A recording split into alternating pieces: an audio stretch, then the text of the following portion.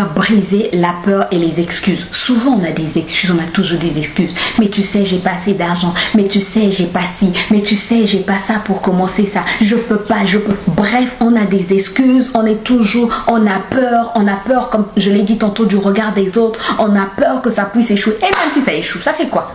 Je t'ai dit, la porte est ouverte. Si tu tombes, je te relève. Il n'y a pas besoin d'avoir peur. Fonce. Vas-y, Dieu a déjà ouvert la porte. Tu sais, Moïse avait peur. Quand Dieu a envoyé Moïse, Moïse avait peur. Moïse était bègue.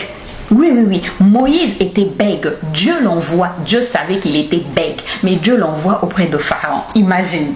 Non, mais quand tu vois ce que Dieu est capable de faire dans la vie des gens, ben, tu prends courage. Tu te dis, donc, je ne suis pas un cas désespéré. Tu n'es pas un cas désespéré. Moïse, un homme bègue, un homme qui ne savait pas parler. Dieu lui dit, lève-toi et va parler à Pharaon. Comment tu peux expliquer ça? Tu penses que Dieu ne savait pas? Et Moïse qui dit, mais tu sais que je suis bègue. Tu penses que Dieu ne sait pas? Tu penses que Dieu ne connaît pas tes lacunes? Tu penses que Dieu ne sait pas que tu es né d'une famille très, très pauvre? Tu penses que Dieu ne sait pas que dans ton pays, parfois, ça peut être compliqué? Tu penses que Dieu ne connaît pas les réalités de ta vie? Il sait tout ça. Mais il t'a créé pour une mission et il te dit, lève-toi. Parce que ça doit changer. La troisième chose, comme je l'ai dit tantôt, tu dois passer à l'action. Il faut que tu passes à l'action.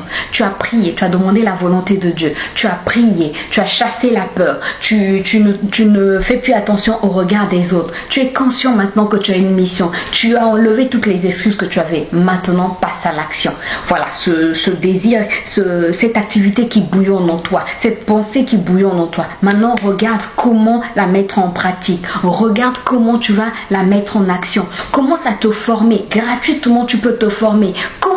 Commence le business avec le peu que tu as. Commence le business. Commence à marcher dans la sainteté. Commence à prier pour ton foyer. Commence à prier pour ton mari.